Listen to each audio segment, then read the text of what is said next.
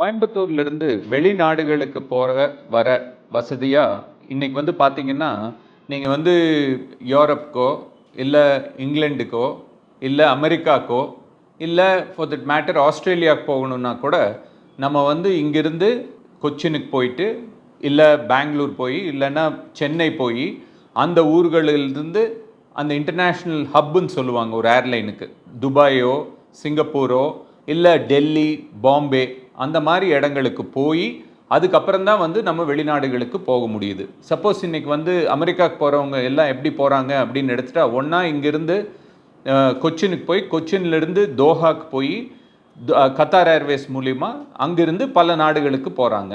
இல்லை துபாய்க்கு போய் துபாயிலிருந்து வெளிநாடுகளுக்கு செல்கிறாங்க. அதே மாதிரி சிங்கப்பூர் போய் ஆஸ்திரேலியா நியூசிலாந்து போகிறவங்கெல்லாம் சிங்கப்பூர் போய் போகிறாங்க. வெஸ்ட் கோஸ்ட் ஆஃப் அமெரிக்கா போகிறவங்களும் நிறைய பேர் சிங்கப்பூர் போய் சிங்கப்பூர்லேருந்து டைரக்ட் ஃப்ளைட்டில் போகிறாங்க. ஸோ சின்ன ஊர்கள்லேருந்து பெரிய ஊர்களுக்கு போய் அது வந்து ஒரு ஹப்பாக இருக்கும். அங்கேருந்து வெளிநாடுகளுக்கு நிறைய பேர் போகிற பழக்கம் இன்றைக்கி இருக்குது. இது என்ன இதில் இருக்கிற டிஸ்அட்வான்டேஜ்னு கேட்டிங்கன்னா, நம்ம வீட்டிலேருந்து ஒரு டாக்ஸி ஏதாவது ஒன்று புக் பண்ணி நம்ம லக்கேஜஸ் எல்லாம் எடுத்துகிட்டு நம்ம வந்து அந்த ஏர்போர்ட் கொச்சின் ஏர்போர்ட்டுக்கு போய் அங்கே செக்இன் பண்ணி அதுக்கப்புறம் தோஹாவோ துபாயோ போய் அதுக்கப்புறம் அமெரிக்கா போகிற ஒரு சுச்சுவேஷன் இன்றைக்கி இருந்துகிட்டு இருக்கு. நிறைய தொழில் முனைவோர் வியாபாரத்துக்கோசரமும் படிக்கிறக்கோசரமும் குடும்பங்களை பார்க்குறக்கோசரமும் வந்து அமெரிக்காவுக்கும் யூரோப்புக்கும் கனடாவுக்கும் நிறைய பேர் போயிட்டுருக்காங்க. இப்போது ஏர் இண்டியா வந்து என்ன பண்ணியிருக்காங்க அப்படின்னா, எல்லாத்துக்குமே தெரிஞ்சது தான். ஏர் இண்டியா வந்து கவர்மெண்ட் கிட்டேருந்து டாட்டா எடுத்துட்டாங்க. டாட்டா எடுத்ததுக்கப்புறம் படிப்படியாக அதில் வந்து பல முன்னேற்றங்கள் பண்ணிட்டு வர்றாங்க. அதில் ஒரு அம்சம் என்ன அப்படின்னா, கோயம்புத்தூர்லேருந்தே டைரெக்டாக ஹப்புக்கு பாம்பேக்கு பீரியாடிக்காக கனெக்ட் பண்ணும்போது என்ன ஆகுதுன்னா, பாம்பேலேருந்து வெளிநாடுகளுக்கு போகிற பிளேன்களை சௌரியமாக நம்ம போய் சேர முடியுது. உதாரணத்துக்கு சொன்னால், கோயம்புத்தூர்லேருந்து காலையில் 9 மணிக்கு ஒரு ஏர்க்ராஃப்ட் வந்து பாம்பேக்கு போகுது. ரெண்டாவது வந்து 2:30 மணிக்கு மத்தியானம் ஒரு ஏர்க்ராஃப்ட் பாம்பேக்கு போகுது. அதே மாதிரி இப்போ புதுசாக 15ஆம் தேதி டிசம்பர்லேருந்து சாயந்தரம் 9:30 மணிக்கு ஒரு ஏர்க்ராஃப்ட் பாம்பேக்கு போகுது. ஸோ 3 ஃப்ளைட் பாம்பேக்கு போகிறப்போ என்ன ஆகுதுன்னா, நம்ம வந்து அங்கேருந்து பல இன்டர்நேஷ்னல் கனெக்ஷன்ஸ் வந்து பல ஏர்லைனில் நம்மளால் வந்து அது மக்கள் வந்து சௌரியமாக போக முடியுங்கிறது நாங்கள் நம்புகிறோம். இது வந்து எப்படி வந்தது அப்படின்னா, கோயம்புத்தூர் சுற்றி இருக்கிற அமைப்புகள் எல்லாருமே சேர்ந்து, மாவட்டம் இந்த ஜோனில் இருக்கிறவங்க எல்லாரும் சேர்ந்து ஏர்லைன்ஸ்க்கு ரெகுலராக எழுதிக்கிட்டே இருந்தோம். இந்த மாதிரி வந்து எங்களுக்கு இவ்வளோ சிரமங்கள் இருக்குது, போயிட்டு வர்றது சிரமமாக இருக்குது, அதனால் வந்து நீங்கள் இந்த வசதிகள் பண்ணி கொடுக்கணும்னு சொன்ன அந்த நம்ம கோரிக்கையை ஏற்று அவங்க வந்து இந்த மாதிரி ஒரு ஃபெசிலிட்டி கொடுத்துருக்காங்க. இப்போ நம்ம கோயம்புத்தூரில் வந்து ஏர்போர்ட்டில் செக்இன் பண்ணும்போது நம்ம லக்கேஜஸ் செக்இன் பண்ணிடலாம். 2 போர்டிங் பாஸ் கொடுத்துருவாங்க. ஒரே பிஎன்ஆர் நம்பராக இருந்தால், நீங்கள் ஏர் இண்டியாலேயே ஃபர்தராக போகிற மாதிரி இருந்தால் 2 போர்டிங் பாஸ் கொடுத்துருவாங்க.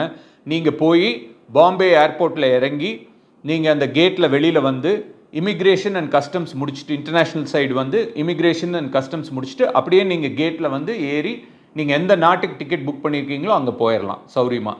இந்த வசதி ஏர் இண்டியாவில் இருக்குது. இப்போது நமக்கு சௌரியமாக கோயம்புத்தூர்லேருந்து பாம்பே வழியாக ஒரு ஷார்ட் டிரான்சிட்டோட நம்ம வந்து we can go to London, we can go to San Francisco, New York, Newark, இந்த ஊர்களுக்கெல்லாம் இன்றைக்கி இமீடியட் கனெக்டிவிட்டி அவைலபிளாக இருக்குது. 15ஆம் தேதி டிசம்பர்லேருந்து நமக்கு வந்து மெல்பர்னுக்கும் கனெக்டிவிட்டி வந்துடுது. அதாவது பாம்பே போனால் ஒரு 1.5 to 2 ஹவர்ஸ்க்குள்ளே மெல்பர்னுக்கு ஃப்ளைட் இருக்குது.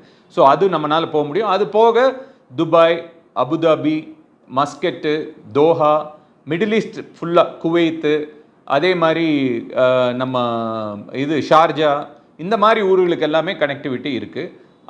இந்த சவுத் ஈஸ்டர்ன் சைடு கண்ட்ரிஸ் எடுத்துட்டிங்கன்னா, South East Asian countries Singapore, Hong Kong and பேங்காக்குக்கு டைரெக்டாக கனெக்டிவிட்டி இருக்குது. இதெல்லாம் இருக்கிறதுனால யாருக்கு இந்த பலன் இருக்குது அப்படின்னு எடுத்துட்டிங்கன்னா, ஃபஸ்ட்டு வந்து கோயம்புத்தூர் சிட்டியில் இருக்கிறவங்களுக்கு இது ரொம்ப யூஸ்ஃபுல்லாக இருக்குது. ஏன்னா நீங்கள் இங்கேருந்து லக்கேஜ் எடுத்துகிட்டு you don't have to go to Cochin or Bangalore or Chennai to go elsewhere. நீங்கள் வீட்டு விட்டு வெளியில் வரும்போதே அதோட செலவு தானே. நீங்கள் வந்து ஒரு கார் எடுத்துகிட்டு இங்கேருந்து கொச்சின் போயிட்டு வரணும்னா எவ்வளோ ஆகும்? அது செலவுங்கிறது மாத்திரம் இல்லாமல் எவ்வளோ ரிஸ்க் அது இன்றைக்கி இருக்கிற சுச்சுவேஷன்லங்கிறது நீங்கள் யோசிச்சு பாருங்கள். ஒன்று. ரெண்டாவது, நீலகிரிஸிலிருந்து நிறைய பேர் வர்றாங்க, அவங்களுக்கு இது யூஸ்ஃபுல்லாக இருக்கும். திருப்பூரில் நிறைய வியாபாரம், ஏற்றுமதி வியாபாரம் நடக்குது.